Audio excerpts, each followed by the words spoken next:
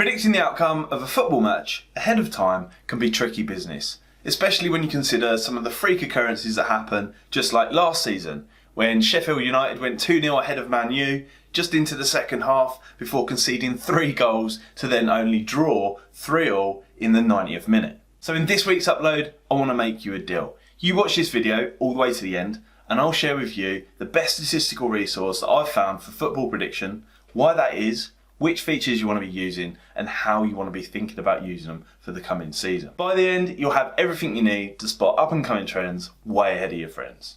So you can't definitely predict the future 100% of the time. That's just the truth. However, you can improve your prediction for future events by looking at past trends.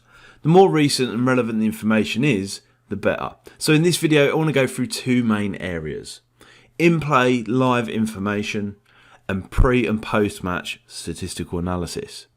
So InfoGoal is the #1 resource that I'm going to recommend here. We'll put a link in the description down below. It's only been around a few years, but already it's way better than a lot of the other resources you'll find out there. And of course, it's free. Now, they offer quite a lot on their site. They've got in-play live stats, scores, results, individual statistics, team statistics, all sorts. Now, we're going to go through the important ones in just a second, but I want to suggest their most important feature is one that you can't actually see, and that is that the whole site is built around scientific data modelling, things like expected goals and factual information, rather than opinion, which is what you get a lot of elsewhere. So first up then, in-play football predictions. What do we need most of all? Well, as I already mentioned, we need live and current information that's clearly laid out and updated as quickly as possible. Short maps are perfect for this because they allow us to see what's been happening on pitch with some statistical value based on large data sets of what's previously already happened, displayed in such a way that the naked eye can't actually see, all within a few seconds of it happening on pitch. Now, when you think about in-play football prediction, this is absolutely crucial because it gives you clear, definable data that displays exactly what's happened. It's black and white, taking away that emotional element that can often get caught up in your own personal perception as you watch the game unfold. Now, the easiest way to find value in a football match is to compare the current situation, recent form, with overall averages and trends from the past. So for example, if the average goal time for a particular team is 43 minutes into a match, but the current match is still in play at 67 minutes and there hasn't yet been a goal, but the in-play statistical data shows us that the team's on form, they're playing in line with their potential, they've got the XG that is expected, then it's fair to assume there's an increased chance of there being a goal soon, making your in-play football prediction more accurate than it would have been at the start of the match. Now, I'm sure you can appreciate that's quite a simple example, but the important points are the comparison between the two and the factual data that's supplied to us instantly.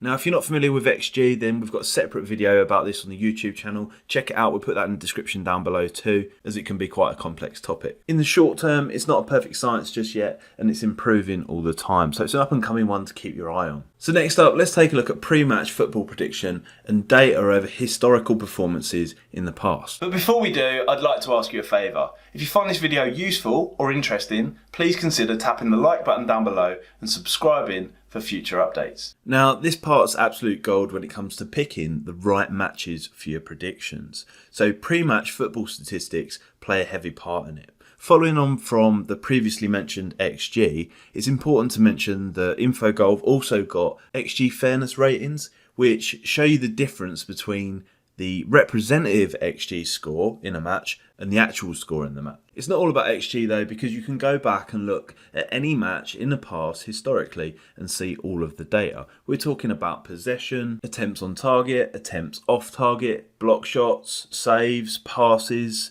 completed passes, corners, offsides, fouls, the whole lot. And in addition, all that information is stored in line with the current lineup, so you can see that down the bottom of the page there.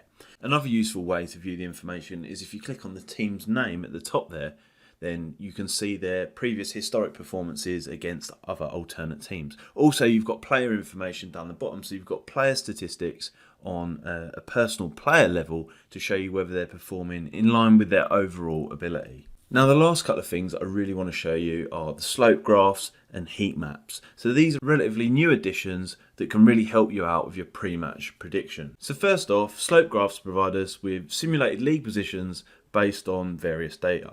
So first of all, on the left you can see expected position. This is based on points a team was expected to build up from their current season's performance so far. In the middle you've got the actual current position, being where they are right now.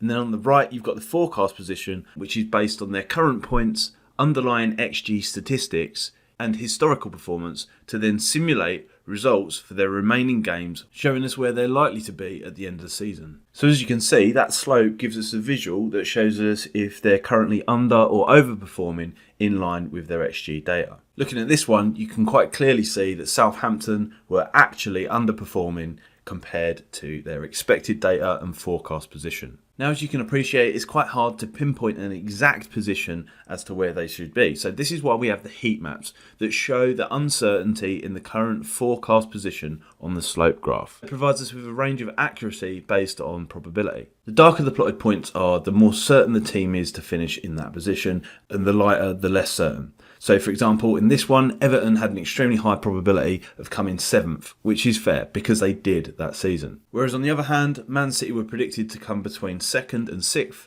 and they came 3rd. Now this shouldn't be used as a definitive conclusion for your pre-match football prediction, but these tools do provide different ways to interpret large amounts of factual data that we wouldn't have been able to do so previously in the past as a single person, making your football predictions more accurate pre-game. Going into the future, I hope they put in more features to display the time at which goals were scored so you can filter them as a group, identifying where the average score times will be. Now, if you're looking to improve your football prediction for the purpose of betting, I'd advise watching this football betting strategy in the end screen here after you've liked this video.